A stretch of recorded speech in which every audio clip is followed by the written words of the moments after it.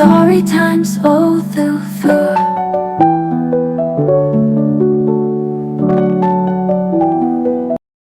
शापित महल और आखिरी आंसू।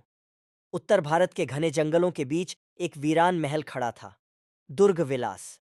समय के साथ ये महल उजड़ गया और लोग कहते थे वहां एक भटकती आत्मा रहती है। कोई वहां नहीं जाता था। लेकिन एक दिन एक साहसी और जिज्ञासु राजकुमार आदित्य वहां पहुंचा, जो राज्य की चहल पहल से दूर शांति की तलाश में था। वह भूत प्रेत जैसी बातों पर विश्वास नहीं करता था, मगर पहली रात से ही चीजें बदलने लगीं। कमरे में अचानक सर्द हवा चलने लगी। दरवाजा अपने आप हिल गया और दर्पण में उसे कुछ पल के लिए एक लड़की की परछाई दिखी। बिखरे बाल, गहरी आंखें और सिसकती हुई आवाज। अगले दिन वह सोचता रहा कि ये भ्रम था, लेकिन उसी रात उसे तहखाने से किसी के रोने की आवाज आई। दीपक लेकर वह नीचे गया, जहां उसे दिखी सफेद कपड़े में लिपटी एक आत्मा। उदास चेहरा, सुनी हुई आंखें और आवाज कांपती हुई।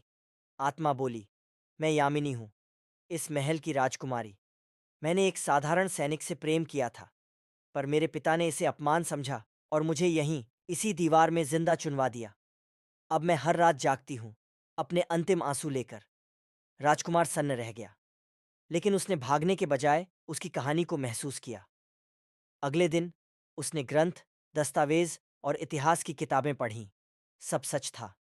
यामिनी वाकई इस महल की राजकुमारी थी, और उसकी मौत एक अनसुना अन्याय थी।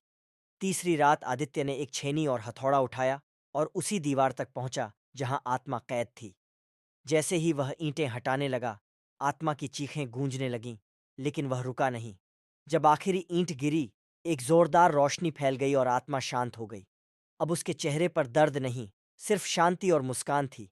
उसने कहा, तुम पहले इंसान हो जिसने मुझे समझा, अब मैं आजाद हूं।